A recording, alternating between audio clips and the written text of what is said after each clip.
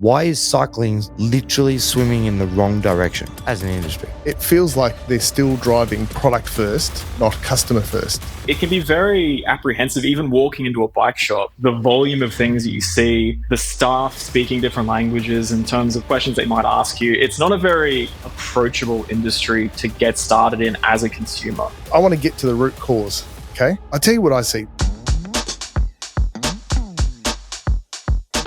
I'm Rudy Curry. And I'm Marcel Berger. Welcome back to The Root.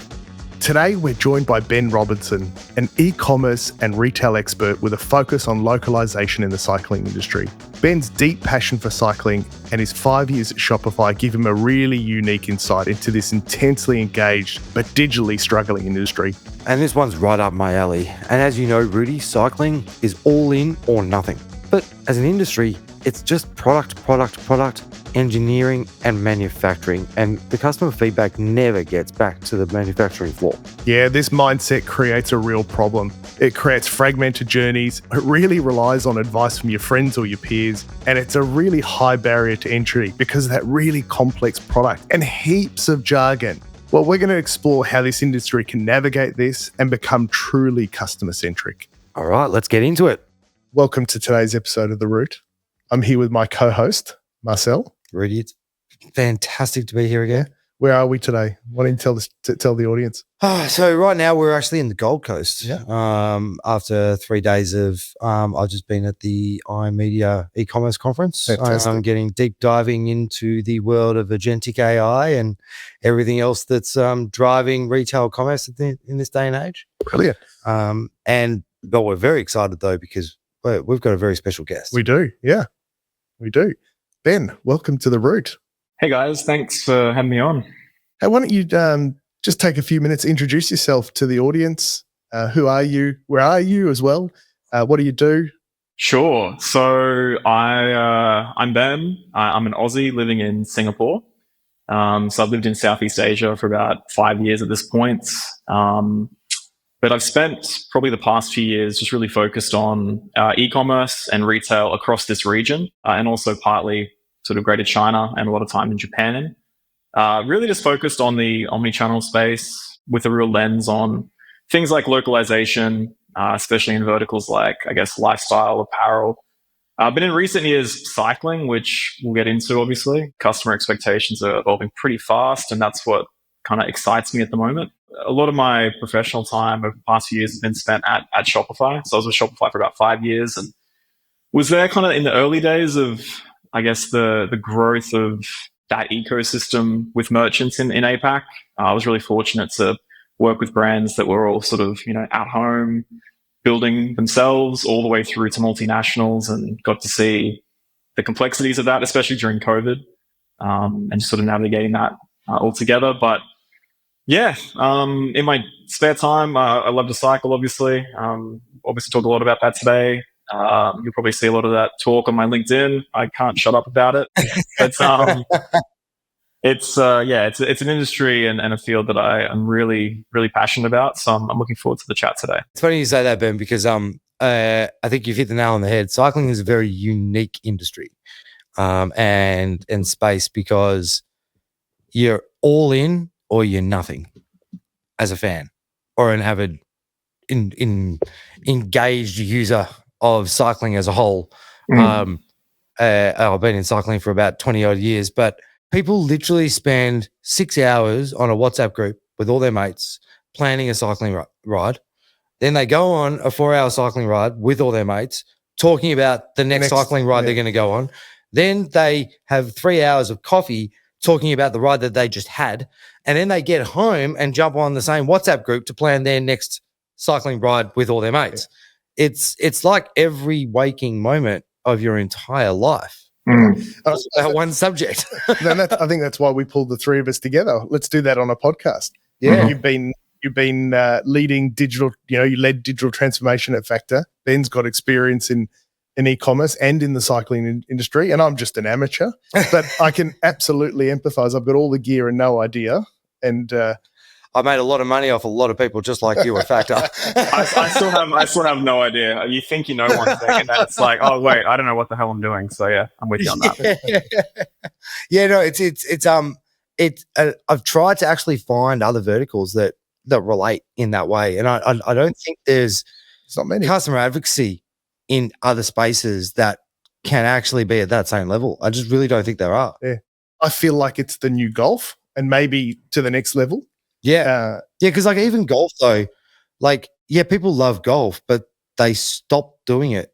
And the obsession around the equipment, I think, is not as strong as what it is in cycling. Yeah, the tech side of it's pretty big. Cycling, it kind of has that. Sorry to jump in. It kind of has that double whammy of like, sort of like golf. That's a good analogy. It's almost like a high, I guess, product complexity and like a low sort of digital maturity in a way. I think. I mean, I don't know too much about the golf industry, but that's from a cycling perspective. Yeah, that's I think in a similar vein. Yeah. Well, I want to kick us right in. And let's we get into the root straight away. Love it. Let's just get to the point. I mean, I think from my observation as a consumer, cycling companies really struggle, or cycling brands, both retail and brands. Let's put them, let's keep them separate, but we can. And we'll talk about that a little bit later. They really struggle with direct to consumer compared to other industries. Well, I would say direct to consumer doesn't exist in cycling. A little bit. I think it's emerging. Well, it's emerging, but I guess I was right at the forefront of that. So I had an opportunity at the beginning of the pandemic where Factor Bikes, which at the time was it's probably leading from an engineering perspective in terms of performance as a brand, but it was very, very young in comparison. Yep. So it's under 10 years old. Impenetrable is 85 years old. Yeah. Specialized is 50 years old. Trek is 47 years old. So it's very immature. And engineering wise, it's a manufacturing business. Yeah. It is not a marketing company by any stretch of the imagination. They know how to engineer high quality, high performance mechanical product. Yeah. That's what they know how to do. And trying to take a company like that direct to consumer was just speaking a different language. Yeah. Like they just didn't, there was no thought process. Because when you're on the cutting edge of high performance like that, customer feedback doesn't really come into it. So the people that make Formula One cars don't go to the market and go, hey, what do you want a Formula One car to look like? Well, the numbers tell you the story, right? No, the engineers are the ones that are pushing the envelope, not the customer. Yeah. And that's what it's like at that top end when it comes to cycling. So it's almost like the customer was an afterthought in a way. And what do you think? I mean, you've been in the e-commerce space in Shopify and in other places too. What are your observations? And you're a really vocal commentator. I mean, if anyone follows you on LinkedIn, they'll see your commentary about this. I think I'll be really keen to hear what are your thoughts about that? Yeah, so maybe stepping back a little bit, maybe one of the big reasons I personally even got into cycling in the first place from a recreational standpoint, or like even joining a club, was when I first moved to Singapore, there wasn't really the opportunity to socialize because of lockdowns and all of that. I don't want to spend too much time on that, shitty COVID times. But for me, it was, it's been done to death. But I think I was looking for an outlet to stay active, but also be social. So being a foreigner, moving into a place like Singapore, it's already fairly diverse in that regard. There's a lot of expats that do live here, but I got into cycling to keep fit, keep active, and then just dove really deep into it. But I think what I started really paying attention to was the barrier to entry as someone who I like to think I'm pretty good at researching a new hobby or field that I might be getting into or learning about. But it was just so, at least from a domestic point of view in Singapore, it just felt like a lot of these legacy brands and sort of logos that a lot of people in cycling would know about, they sort of underestimate how fragmented that customer journey looks like from that discovery piece all the way through to fulfillment. Because even for someone, people like us, like our industry, we could navigate stores pretty clearly, retail, online, omnichannel, but just the whole I think getting back to what you were saying earlier, like engineers sort of build these perfect bikes, but as a customer, we're sort of asking I had no idea about fit. I didn't know about servicing. I didn't know about saddle height and all these. It's almost like a different language. You're kind of stacking two languages on top of each other, the local language, but then the bike cycling industry language. So it was just a whole whole thing. And I think that's a big reason a lot of people struggle. Yeah. Yeah, no, I would actually say like layering on top of that is cycling. Like, I still believe to this day and age that in 100 years there'll still be bike shops. So the industry as a whole, because of the complexity of the product, requires a environment where an expert can converse with the customer to assist them through that buying journey. That's just because it's such a complex product. Well, let me throw something else out. It's also the jargon. Oh, there's so brands, not only the end product brand, but then you've got the componentry brand, and they've got their own series of product, and you have to compare series between Shimano and SRAM, and you have DO2 and Ortega. What is that word? Stack and reach and Yes, that's right. Well, and even more important. So, and this brings it back to, I guess, some of your history at Fisher and Paykel in the white goods industry. But there's no consistency in cycling. There is no market consistent or just framework of how to explain any component. So in this industry, Ben and Marcel, a brand's not providing standardized product feeds, for example, for retail partners. Jargon jar. Are you kidding? Standardized product feeds. There's no such thing in cycling. Look at Pinarello. So Pinarello, major brand, been around for 85 years. It's an Italian, it's kind of like the Ferrari of cycling. Their fit model, a 51 centimeter frame or a 51 frame size, is the equivalent of a 56 frame size in 7 other brands. Yes. So how can you have a standardized product feed when the sizing isn't even standardized? That's a significant challenge, right? Yeah, like even just the geometric measurements that are used to create a standardized fit aren't consistent. No, I've experienced this myself. Yeah. I'm wondering whether or not it's almost being done by design as an industry, because cycling is a bottom up industry. So there's top down, bottom up. There is no central source that created the rule book that everyone else runs by. So because it's so bottom up, it's almost like the brands are beholden to the retailers and the distributors who are almost keeping it their way for their own world to continue the way that it is.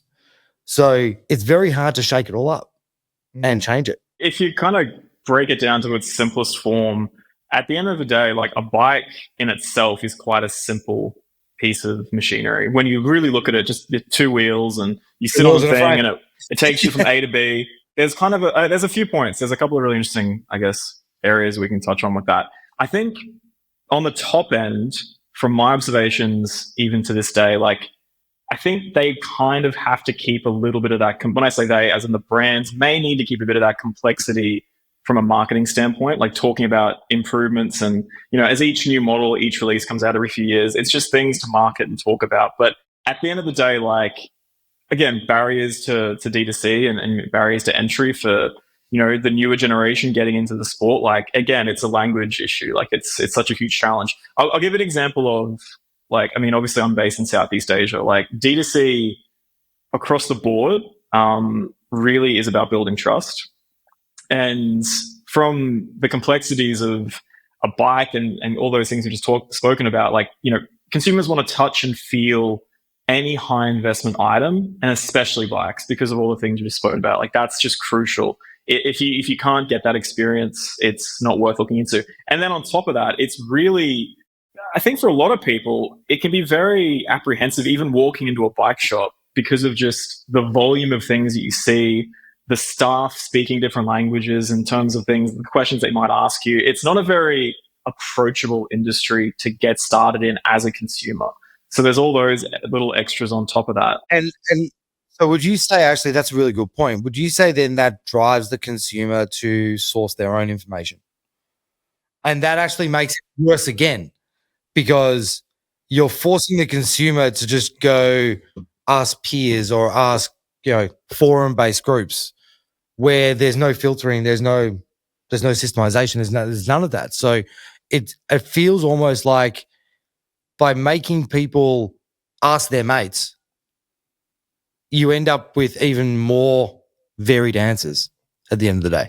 Yeah, I think that's very accurate. And especially, I mean, I think it's no secret the topper end, sort of more expensive premium brands that people are buying into are often people with means to purchase that. It's not a very accessible pricing sport to get into. And that, I think, also can breed a little bit of, I mean, from what I've observed in these markets, a little bit of competition, comparison. And you want to be on the same bikes and gear and kit that all the other guys are using. And that kind of can create a bit of that, I guess, tension when you're first getting started out. I saw a great meme. A runner goes to get into cycling and walks into the bike shop, starts adding up how much they need to spend. They walk back out, put their running shoes on and go and keep running. Yeah. It's almost a perfect storm if you think about it, because of this amount of complexity, the brands also, you do have to remember at the top end of town, let's look at the brands that have ridden at the Tour de France. So that's the top end of town. If your bike is ridden in the Tour de France, you're in the top echelon. So there's about 15 different brands that sit at that level. 14 of them are marketing companies that outsource manufacturing. And one of them is a manufacturing company that sells D2C, which is Factor Bikes. So because of that, the marketing engine is driving the complexity, because that complexity sells bikes. And that, speaking of Tour de France, you kind of, I think, also raised a really interesting point around, like, I always harp on about like culture and localization, and I think it's really important from a revenue point of view. But I think one of the, I guess, added complexities is on top of all of this in a market like APAC is a lot of the time consumers in at least this region, Southeast Asia, they don't often grow up around cycling culture. Like, there's no Tour de France, it's not like it is in Europe, right? Wait, like, so you mean the racing culture or the sports culture?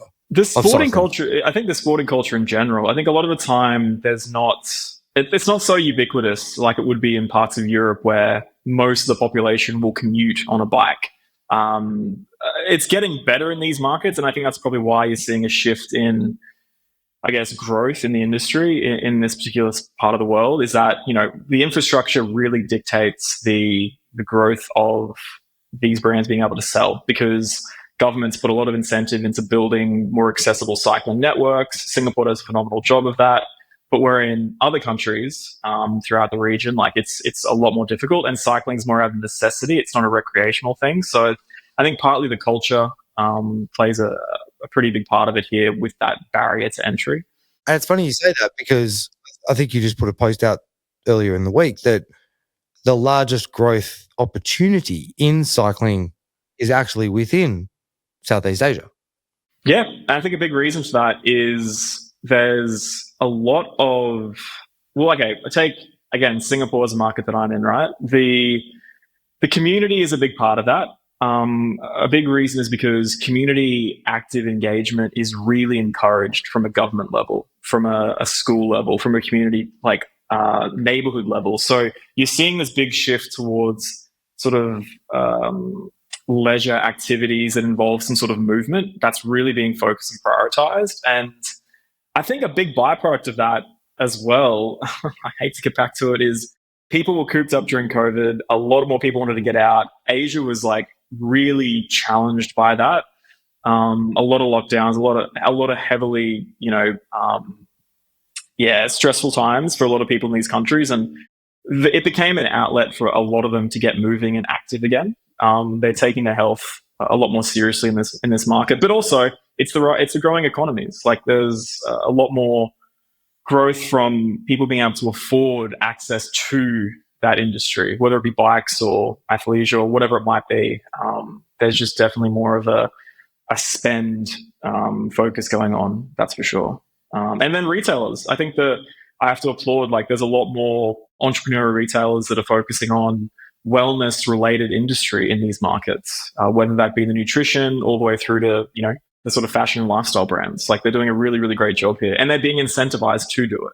So it's kind of this interesting sort of blend of all those things. Again, sounds like a perfect storm. If it's the perfect storm, there's the perfect foundation right now for commercial opportunity, commercial growth, particularly in areas like Southeast Asia and and wider than that as well. Why is cycling literally swimming in the wrong direction as an industry? Every other major industry and vertical is moving into digital-based e-commerce sales, D2C, whereas cycling is actively going the other way. Well, let me frame that a different way. It feels like they're still driving product first, not customer first. Well, yeah, well, then of course, because that's driven by the fact that it depends which level of cycling we're talking about. So if we're talking about the top end is not customer driven. It's all engineering, product based, driven, manufacturing driven, which is heightened as well by the ebbs and flows that's happened in the supply chain recently.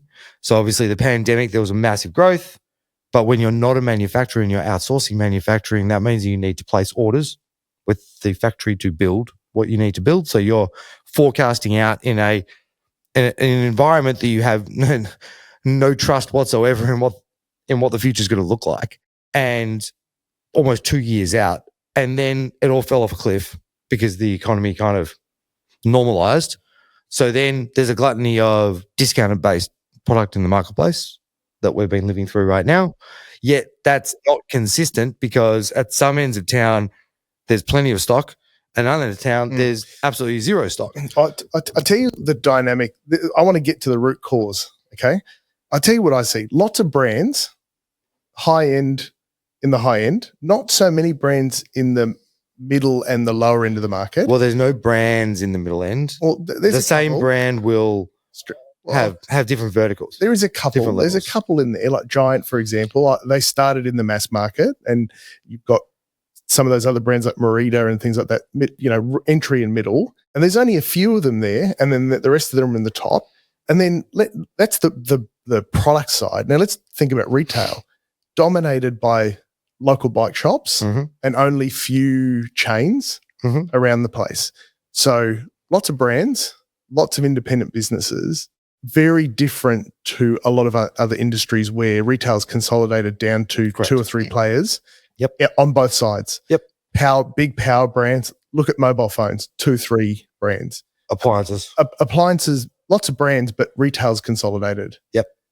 So I'm trying to understand here what's going on in what's really going on in this industry that's firstly not consolidating at retail and not digitizing at retail, and still this explosion of brands, because I see new brands coming in the top end. Yeah, well, I guess the new brands at the top end is again, you can very easily set up a bike company right now by buying a mold. You and I could start a bike company tomorrow if we really wanted to. Or maybe that'll be some merch in the future. Because I'd buy one. Yeah, happily one. Because even look at, and I'm happy to do this because I've been in the industry. Specialized is a marketing company. They are a marketing company that outsource their manufacturing. But Marcel, you say that, but then we had the start of this conversation was how you engage with them in the digital manner, and you can't understand what you're getting yourself into. You don't understand how to get the right fit. You don't understand what components. That's correct. There's a big disconnect there between they're a marketing company and then not being able to articulate the value proposition. No, there's a huge difference, because they're a marketing company. They're not a sales company. Whoa, D2C is sales, not marketing deep. at the end of the day. Yeah, so understanding the customer's need to be able to transact against that, that's a sales function. Gotcha. A marketing company's job is to make you aspire to something. Therefore, I will make shit up as much as I possibly can to make you want something. Okay, so to me, that's brand. So they're building brands. They're using marketing to build their brand. And then they push that back onto the retailers to do the job of selling the thing. Yeah. And then because they're small businesses, they struggle to take that and then sell that in a meaningful way. Well, they're actually not sophisticated enough to even contemplate the structures or the models that you would require to be able to do that. And the dynamic is the brands need these local bike shops because that gives them scale. That's the B2B scale. No. It's beyond that. They need them because it's their only distribution channel. So they can't lose them. And that's one of the biggest challenges I see in cycling. These brands can't take the risk against losing their distribution channels by going D2C. Ben, what do you think? Yeah, I agree. I have a lot of thoughts, but I'll try and keep it short and sweet. I mean, I think Take your time. Yeah, from our time at Shopify, like I essentially worked with, at any given time, at least 50 different merchants across APAC. And the ones that I saw have continuous growth year over year, the ones that really outperformed others in that particular vertical, it could be fashion, lifestyle, could be beauty, and obviously sporting and recreational. So the activities that we're talking about now, I mean, the ones that were customer first, they really build experiences around the buyer journey, right? Like in the case of cycling, in the case of bikes, the things that were important to one brand in particular in this market that they kind of fell short on, but then they really picked up and then completely dominated. They focused on education. They focused on the sizing experience. They focused on that post-sales follow-up. And I feel a lot of that's lacking in the industry. I feel if you're going to put down, on average, a $6,000 spend on a bike, or even higher these days, like those things are really crucial. And then what we also see was that when these retail, like could be physical retail, brick and mortar, or online stores, that really start from the customer's pain points. So again, in cycling, I'll reference things like delivery anxiety, unclear pricing, like language concerns, things like that. They always outperformed. Like I have full visibility into this data, and I would see that, yeah, they're really nailing their delivery process. They're really clear on pricing. There's multiple different options for pricing for the consumer as well. That was really, really valuable to the buyers at the time, and that really works well. Well, it's funny. I actually wrote down buyer journey when you said that. I don't think there is a consistent buyer journey in the industry of cycling. It doesn't exist. There is nothing consistent about it. And that's what I mean about people go back to their mates. They just make their own way up. But that's the competitive advantage for somebody to take. 100%. I mean, if you actually think about the customer and build a customer first model, it can work very, very well. Yeah. The perfect comparison to that, like product first, right? If I were to say, I'm going to try and like send it through somehow telepathically, like if you think of one enormous global company that is product first, obsesses over specs, but at the same time is hyper customer first focused, right? In the electronics consumer space, I think you would probably, that's the blueprint. That's the kind of gold standard. You can say the name. We're non-commercial. We don't give a shit. So which we're speaking about now, which is about, we're using them every day, which is Apple.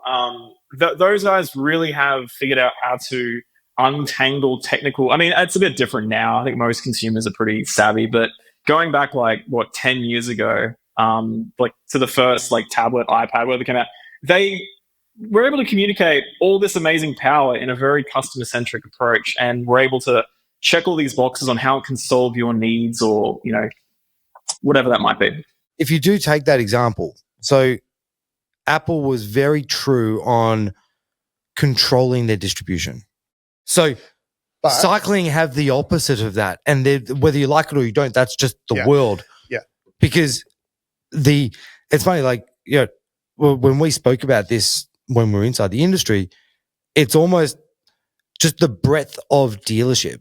There's actually a report that comes out in America of you are ranked as a brand based on the number of dealers you have, not the quality of dealers you have, not the performance of those dealers, but just the sheer number. So if you are in more dealers, you are effectively better than someone that is in less. So if we loop back around to Ben's point around nailing that buyer journey, that research and buyer journey in the technology space, what's holding brands back doing a good job there?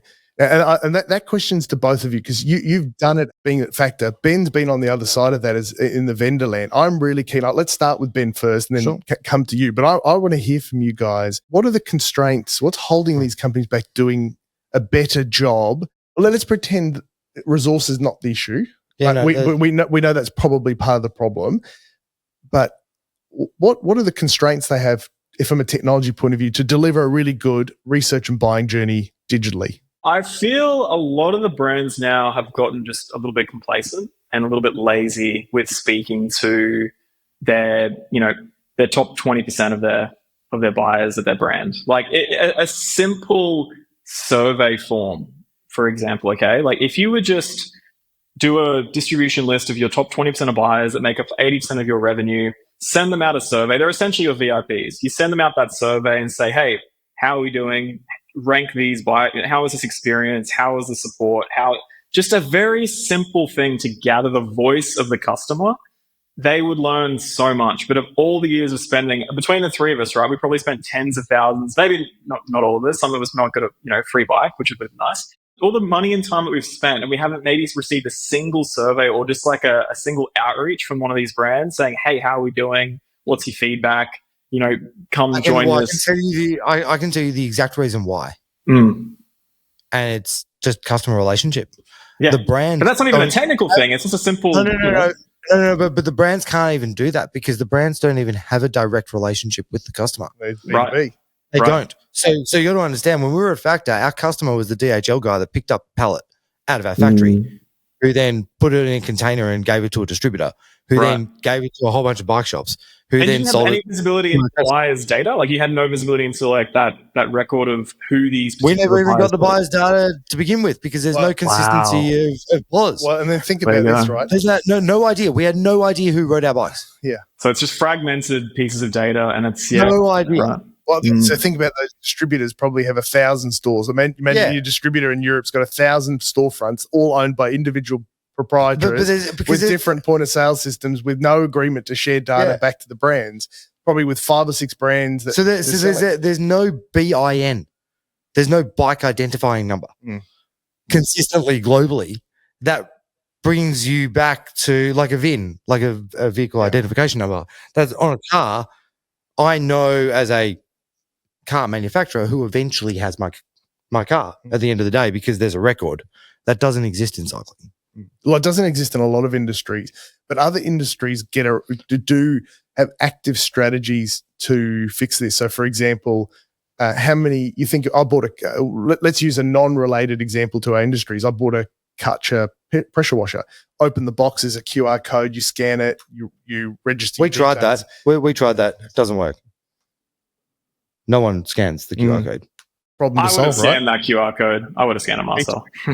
Hey, that's because you are in the 1 of 1 or 1%. Yeah, that's the unique one. The customer won't. And also, it gets very confusing as well in cycling because of the mix and match you can do from a componentry perspective.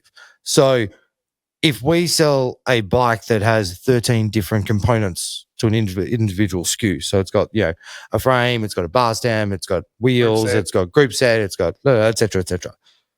By the time it gets to the customer, because it's gone through distributor, dealer, and then customer, making sure that those 13 components are still consistent on the final bike that customer rides, I would say you'd be lucky if 50% of the time it remained consistent. Interesting. I experienced that firsthand. Like one of my first bikes from Specialized had literally parts missing out of the box. So just very standard, supply chain issues. And to their fairness, I think they handled it pretty well. This is early in my experience. I'm like, hey, something's not working right. I don't know what the hell it is. So what's happened in cycling, just being within it, was the larger brands like the Treks and the Giants and the Specialized, they ended up owning their own end-to-end channel. So they own their own retail base. Yeah. So then they did then have that data, but they're not going to share it with anyone else.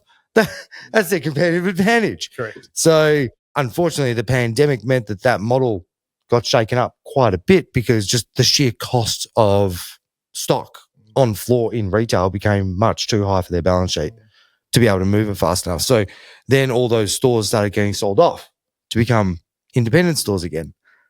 So can cycling ever be in a position that can operate a true, globalized, consistent, standardized D2C model?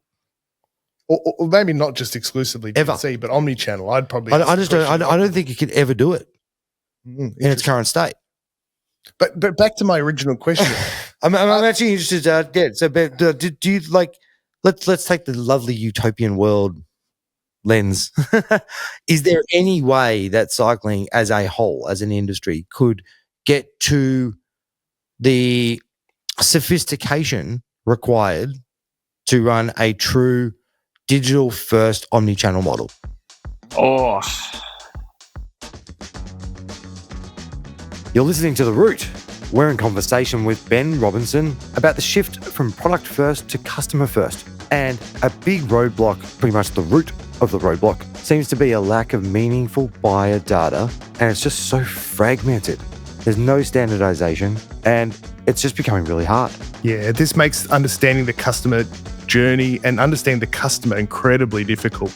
We're discussing the importance of building trust through localization. That's an interesting one I hadn't really thought about. And by truly understanding and catering to the cultural and regional differences, how you can create a really great experience. And it's more than website translation, to be honest. I was right in the middle of it when I was at Factor.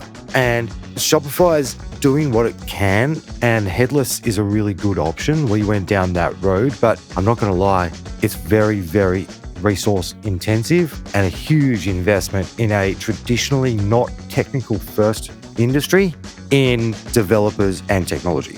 So if you're enjoying the conversation, hit subscribe, leave a review, or drop a comment. It all helps us grow. All right, let's get back to the show. maybe. Half full kind of mindset here. I think maybe. If you kind of get back to what you're saying about distributors, right, and B2B, I think, say you've got a really strong established market that, does well online, offline in Europe, North America, maybe Australia, and those are humming along really well, but you wanted to, again, to start building up over time more of that global unified commerce experience for buyers and for the brand itself.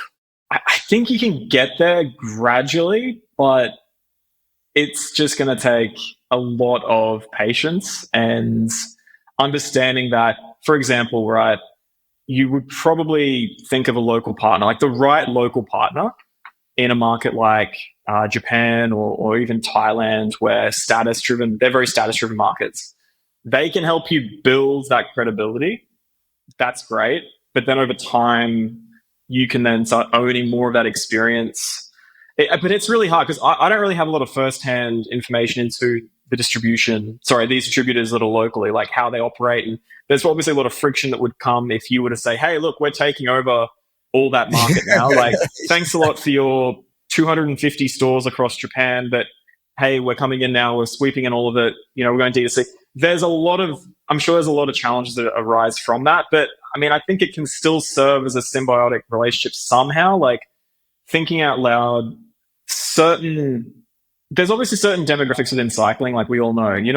Not everyone's going out and buying a $10,000, SL8 from Specialized, or even they're more than that now. A lot of people are just coming in, buying a bike for their kids, or they're buying a bike to commute to the office, or they're buying a bike as someone's birthday present. You can segment that customer experience for in-store versus online according to the customer data that you might have access to. So I think there's a way to get to that point, but I mean, I don't know. That's pretty tricky, but there's so much. Yeah, and bringing your insight in here, Rudy, we haven't even spoken about logistics.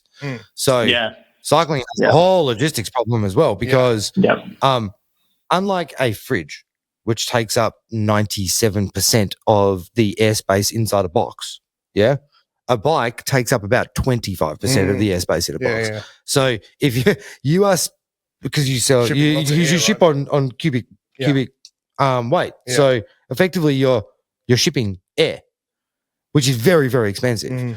And you can't make boxes large enough to have a fully ready to ride bike, because there's the massive handlebars and all this kind of stuff. Yeah. So therefore there's a responsibility on the buyer for a assembly ready to ride post-purchase. Yeah. And that's got to be a massive barrier to D2C. Because at the end of the day, if I buy a t-shirt, I unwrap it and I put the t-shirt on and away you go. Yeah, that sounds like a brilliant engineering problem to solve for some product people. I think Canyon does that really, really well. I don't know about many others. I think Canyon's, and they're getting gradually better at that. But I think part of it is I I suspect they're listening to a lot of feedback from these customers that are buying these bikes and struggling to assemble maybe. But I think they do a pretty good job of that. And you've actually honed in on a brand that's very important, because Canyon is the only true D2C cycling brand in the world. Right, and it's global. Almost. And it's global, but it began that way 20 years ago, and it's been built from the foundation. Okay, now we're getting closer to the root cause. So we have the difference between a brand that was born in a digital D2C era, and we've got brands that were born before that era. I think it's more than just the era. It's actually born with the mindset, the vision, and the mission around this is how we will sell bikes. Yep. Isn't that similar? And just be true to that difference between Tesla and other car companies. So it can be done, right? So we've spoken about the challenge. It's got to be all in. But actually, that's got to be. You got to be all in, right? Okay. So did you find that at Shopify, like working with all those different vendors, the vendors that the entire business mission was all in on one way of doing business, were more successful than the ones that were kind of like tipping their toe in the water and trying stuff out? Yes. I just wanted to touch on one thing about Canyon, though. They are D2C and they are purely that approach, but they don't have any servicing presence pretty much at all in this market. Even through their channels online, you can't find a local, like through their own channels. I'm living in Singapore. I want to get my bike serviced. What are my options? Through your recommended service agents, not a single one will appear for a lot of this region. So again, that maybe touches more on what we can talk about a bit later around the whole localization thing and why it's important. But I mean, they are ripe to really dominate a market like Southeast Asia, in my opinion. I think the buying experience could be localized really, really well, but it won't come from working with these dealers. Obviously, it's going to come through the marketing angle. It's through the local events. It's through the community. But yeah, more today, and I'm really interested to hear your thoughts because you are the expert in this space. When did localization become so much more important in a cross-border strategy? Like, at what point in time did that shift? And just define localization for our listeners, right? Because that could mean different things. So localization is a bit of a jargon word, but localization basically means selling to people the way that they expect to be sold based on their culture and their region. Okay. It isn't just about translating a homepage, for example. It's like an end-to-end experience. It's like all the things in between. Well, when did that become a must-have rather than a nice to have? I don't think there's one particular reason. I think there's probably more from declining one market and seeing opportunity in another, just purely from traffic and interest and customer engagement. Then it's like, oh, we probably should pay attention to that particular country because there's 120 million people there, and that's 5 times the size of us. Like, we probably should be marketing to them as a big opportunity. What should we consider? And it's, what? Having worked at this point now, I've worked with hundreds of different merchants across verticals and sizes.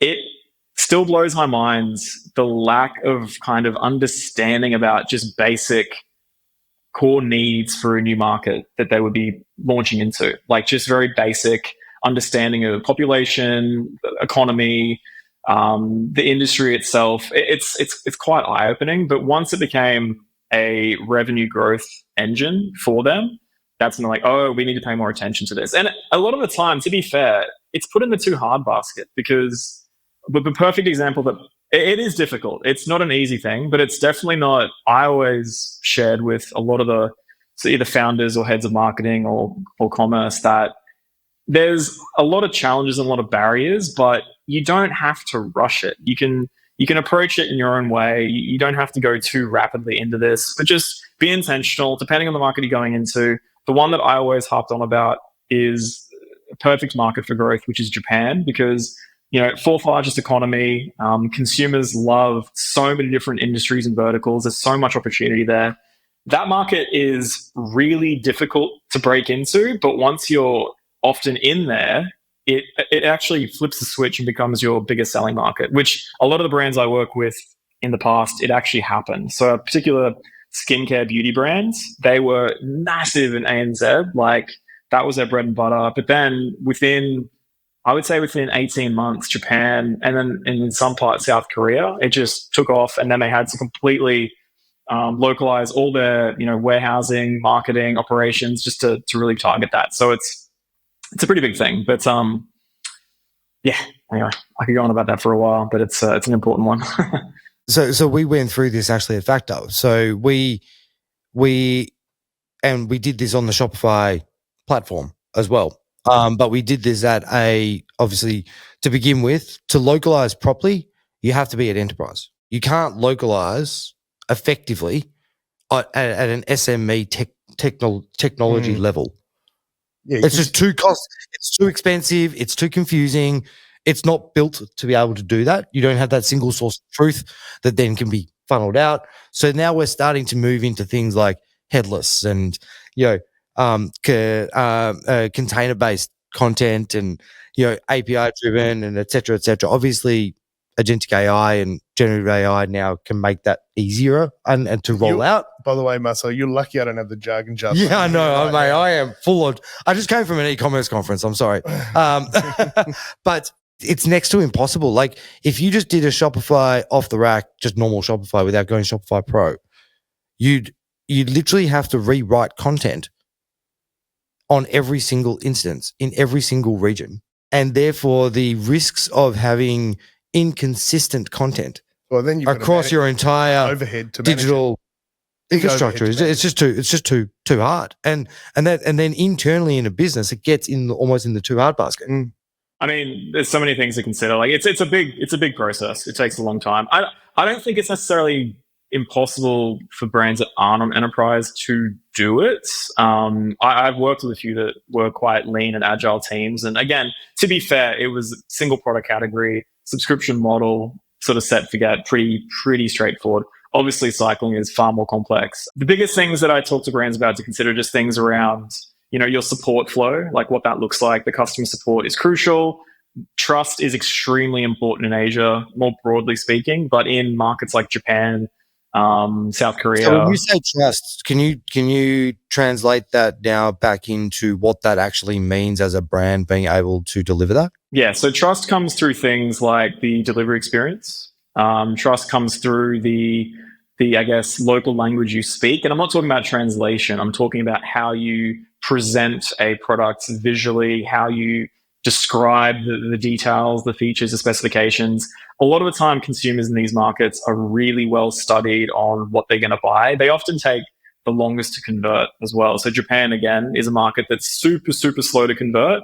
But when they do, they often convert at a higher average order value, and they're much more loyal long term. But to get to that point, you have to give them every piece of information under the sun. You have to make sure that you're not just some foreign brand trying to sell to Japanese consumers, that, they trust that you're speaking their cultural language, so to speak. Like that's really, really important.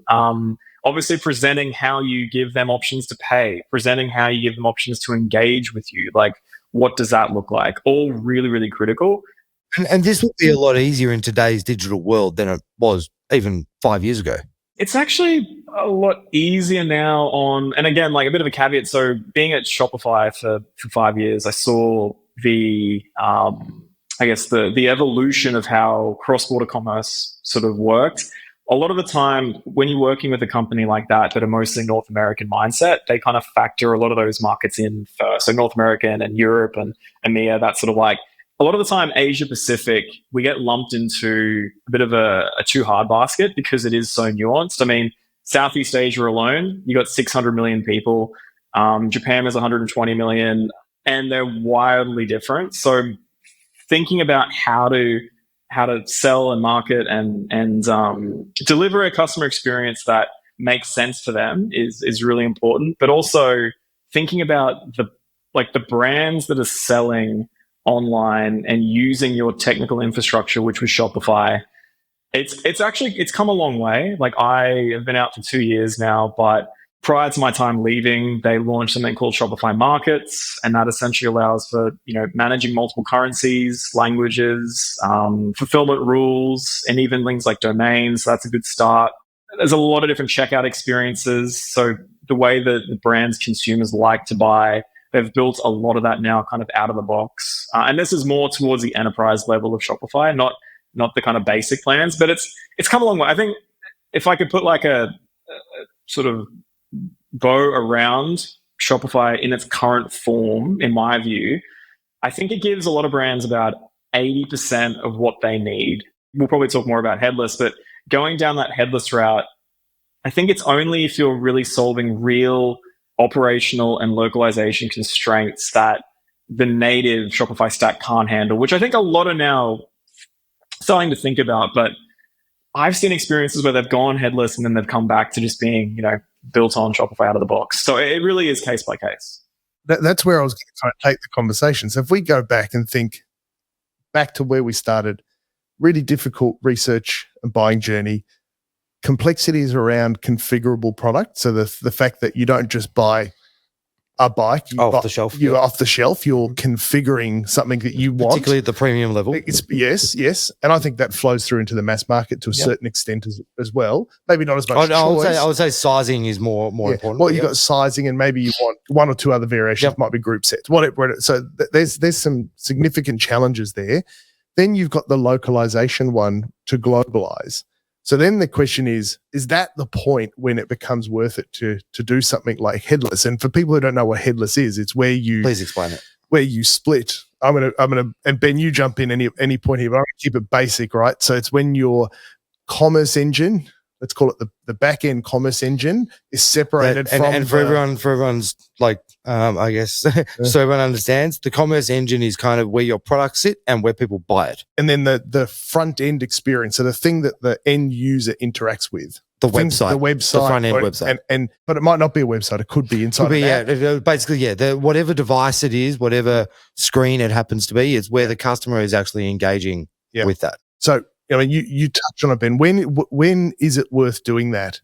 And you use your context from Shopify to answer that, because I think it covers a wide part of the market. I mean, you've got startups using Shopify all the way up through to kind of small, medium, and even some large enterprises using it. So I think you're well placed to answer that. Multinationals are using it. I can't unfortunately name a lot of these names for privacy reasons, but there's some substantial multinationals in the luxury fashion retailer space, like some of the biggest in the globe, that use it for many of their brands under that sort of umbrella of what they sell. But I think for APAC, right, because obviously the audience is in this region, the main reasons to consider going headless in APAC are localization complexity and integration flexibility.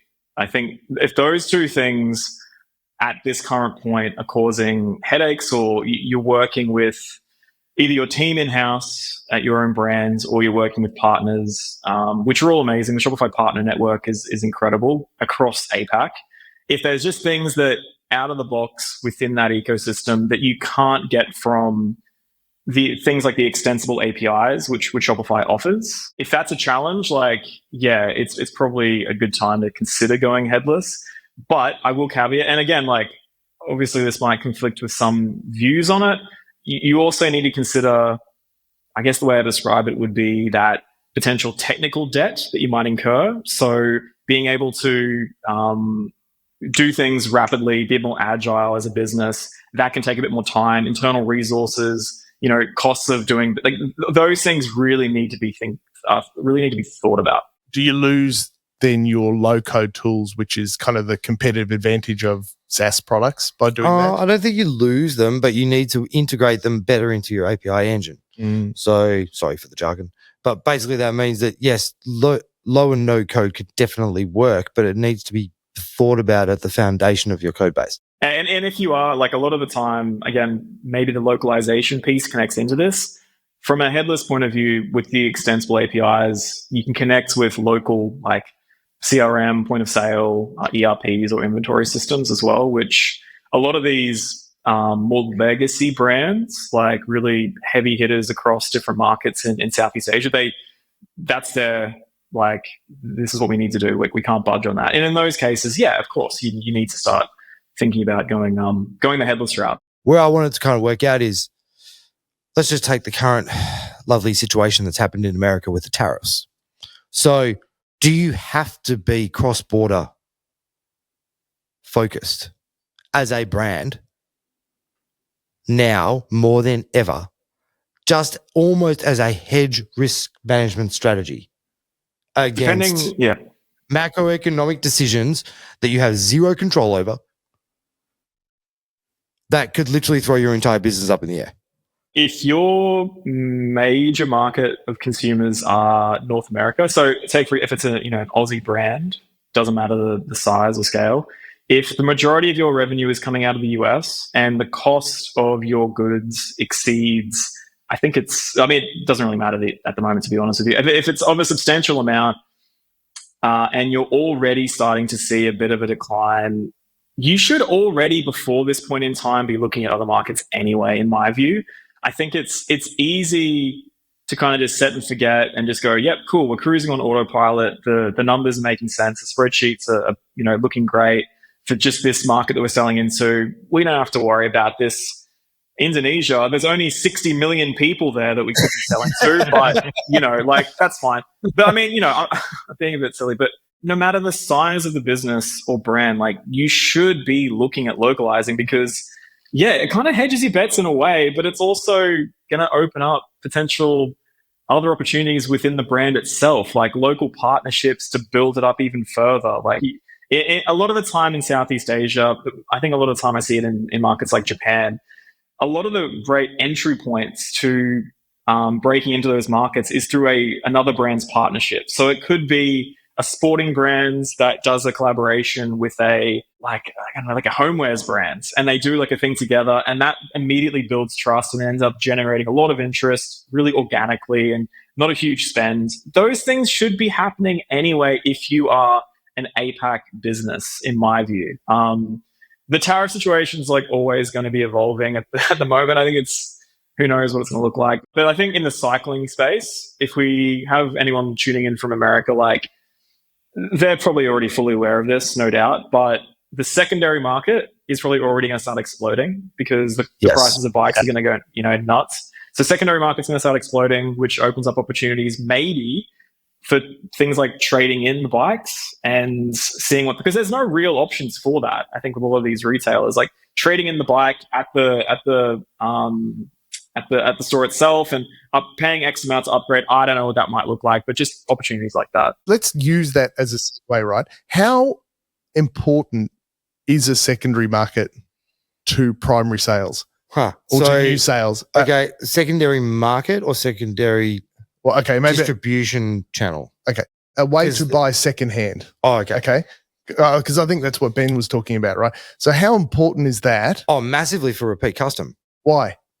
Well, because if there is let's take cars for instance. Yep. So I have a very good friend who seems to buy 2 cars a year. If there wasn't a secondary market that he knew what the on-sale value of those cars were, he wouldn't make the decision to buy as many cars as he does. Do you think it's the same? So knowing what the way he can turn them, drives the decision to buy the other car. Without that secondary market, and cycling actually has a big challenge here because there is no consistency over what the secondary market value of your bike is. And bikes are, especially in the high end, are really custom, aren't they? Well, no, even worse, they're really fragile. I remember Rob Gitellis, who I worked with at Vector, one of the best carbon engineers in the world.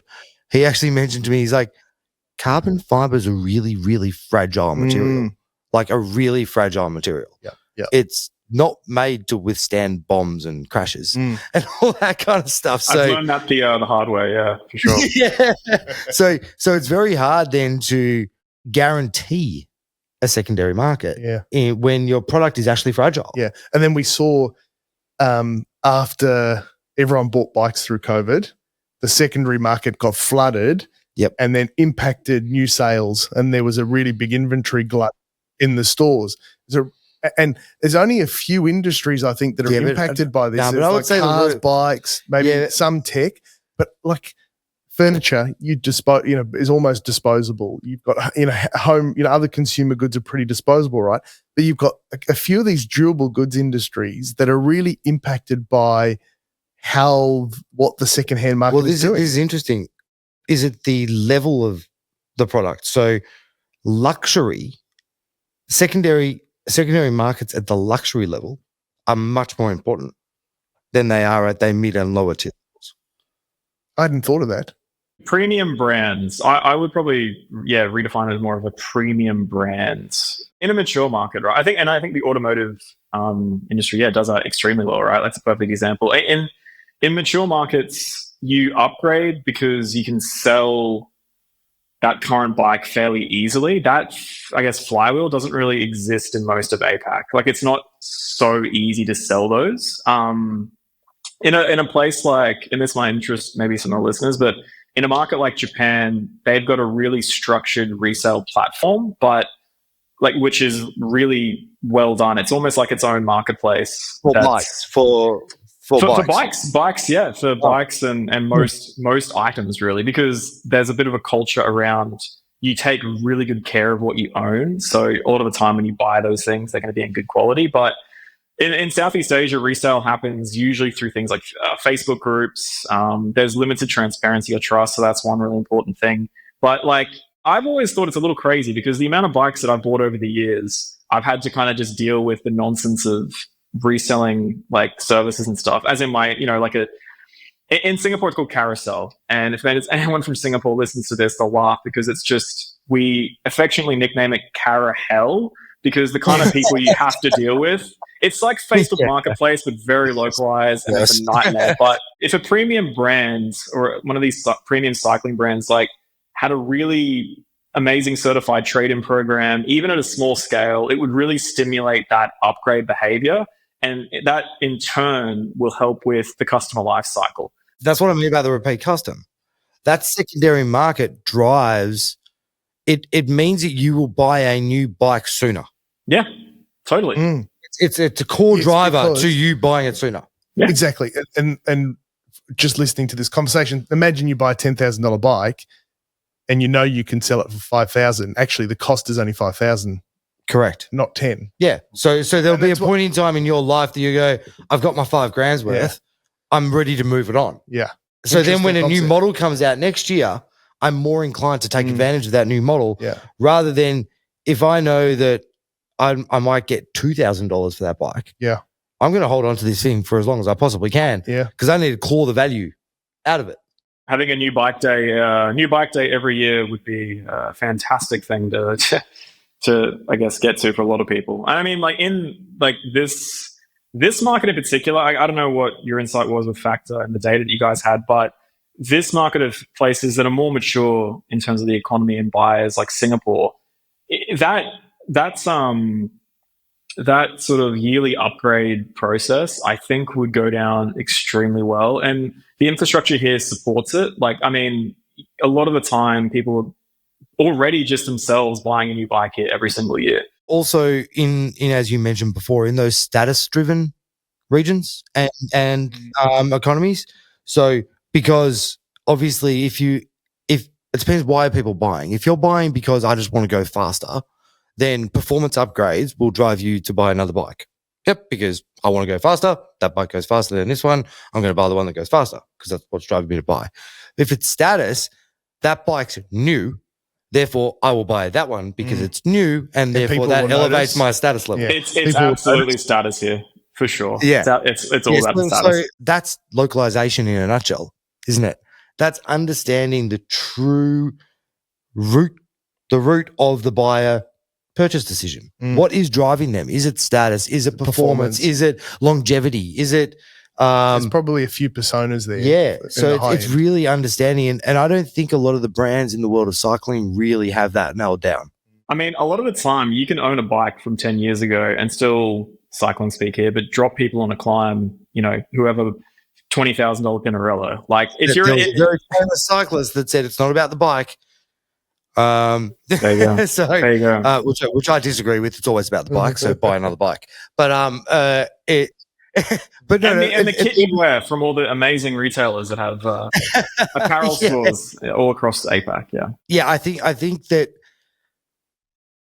for brands that are really looking to move into that D2C space, that true focus on that buyer's why is needed to be able to succeed. You can't just do it at a whim, hoping to God that people are going to buy because you think that's how they want to buy. You actually really need to know. That's where the data comes into play. That's where the localization comes into play. And that's really the only way that you can succeed. Yeah. And I think somewhat off the back of that as well is like thinking about localization through community. And I mean, as a way, like brands should really start focusing on their community and these buyers in these markets that will upgrade every year as really a retention engine, not just acquisition, because that's expensive. It is very expensive. Yeah, it's expensive. So community-based marketing is one of the most expensive forms of marketing you can do, but it's very rewarding, but it's expensive. So therefore, being able to do that at scale, cross-border, is a huge investment as a company. Yeah, geez. God, we packed a lot in that, didn't we? Well, I think a lot of really good takeaways there for people who are listening. Yeah. Let me try and summarize, and you guys jump in and help me close this off. So, cycling industry's pretty immature in a lot of ways, especially in the digital research and buying journey. They struggle to deliver an experience to help customers make a decision, and that's what's really kept the local bike store and the retail industry alive. Yep. There's certainly some challenges around the technology for them, especially with a highly configurable product. Every product is different. There's really big supply chain challenges to solve with that. Lack of standardization of product. Yeah. Every product is almost a custom product, so to speak. And also standardization of platform. So there is no one pod that's used in every single bike shop around the world. Brands disconnected from the end customer because they do have this product first mentality. Well, product first, and then their distribution channel. So they're going through distributors who are then selling on to retailers who are then selling. Pretty disconnected journey for them as well, not just for the customer, but for them too. But there is some companies doing this, but it comes at other trade-offs. So we spoke about Canyon, who are doing this, but that comes with other trade-offs. Like, for example, their struggle to get a service network in place, things like putting the assembly burden back on the customer. So yes, whilst you might be able to do it, it does come with trade-offs and challenges as well. And I would say one of the biggest trade-offs is they're all in on one way. Yeah, one model, not multiple. And then we spoke about the challenges with the technology and, to localize properly, sometimes out of the box is part of the constraint to do it right. You both shared your experiences there, and I think that's pretty true. And I think Ben's right. There is pros and cons to do it. So sometimes it gives you that ultimate flexibility and customization, but sometimes you don't want that, and so you run back to standard so that you can keep it simple. Yep. And then probably we closed off on the uniqueness of a secondary market or a secondhand market and how that impacts new product sales. And I think my insight there is that's, whilst not exclusively unique to the cycling industry, but there's only a handful of industries that really applies to. Things like cars, bikes. There's probably some segments in the tech space like phones. Or hardware. Yeah. But not many, not widespread, because most other products are not durable. They're more consumable. And so once finished using them, you get rid of them. So the secondary market doesn't impact the new market. So some powerful insights. What's interesting you say that. I remember I heard actually a comment that really stuck with me of, we don't have consumers in cycling. People don't consume a bike. You have users. They use a bike. They use it. Yep. They consume a heap of energy gels. That's about it. but at the end of the day, you're almost custodian of a bike for a period of time. Yeah. Before you and that's a big shift in thinking within the industry, which I think there's a huge opportunity in that. Huge. Guys, any final thoughts? Go buy a bike. Yeah. Ride more. It's good for you. No, I think if I could just summarize everything I've probably gone through today is like, if you want to succeed in APAC as a cycling brand, from my view, you need to build trust through localization, partnership, education in this market. Really, really important. And I would say think long term, solve for the customer experience, and stay close to the local communities. And that can apply to any brands or business really trying to localize and grow in this space. So it's I think it's an exciting time for cycling in APAC, and I think I'm very bullish on the future. It's complex, but I would actually layer on top of that that's not exclusive to D2C. Yeah, exactly. That's consistent regardless of how you would like to grow your business, whatever channel. Yeah, building that trust and actually just giving it enough love to do it properly, I would say is quite important. Definitely. What do you think, Willie? No, I'm on the same page. Yeah, you can come and fix the bike industry for us? Maybe we should get a mold. Done. Jargon jar bikes? Jargon bikes. Well, no, Ben, thank you very much, mate. That's been really, really, really insightful. To be honest, I wish we spoke like 4.5 years ago when I was at the start of my factory journey. I would have made my life a lot easier. No, I appreciate it. Thanks for having me, guys. I've enjoyed being here, and it's been a good chat. Look forward to chatting again soon. Sounds good. Thank you very much, guys. All right, mate. See ya. A big thanks to Ben for joining us. What really stood out for me is the huge opportunity that the cycling industry has to evolve, especially in markets like Southeast Asia. Building trust through localization, partnerships and education could be really big. And what landed for me is that long-term success means you need to solve the customer first. You've got to stay local to the local communities.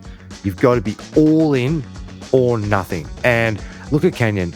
They pretty much for 20 years made the strategic decision that they will be that channel, direct to consumer, and it's worked, and everyone else who's tipped a toe in the water hasn't really been able to succeed. And for brands, the next step is clear. Prioritize the customer journey, their education, addressing their pain points around service, delivery and pricing. Get rid of that jargon, make it really easy for customers to understand. Yeah, exactly. And it's also a mindset shift.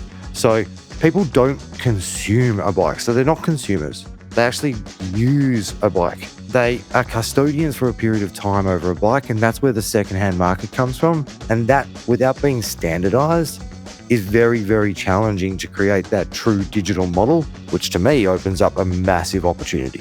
I think, Marcel, you and I will be keeping an eye on what brands are doing in the cycling industry. We both have a passion for it, both as, for you as a veteran in the industry and for me as a consumer. So we'll see how it plays out and report back.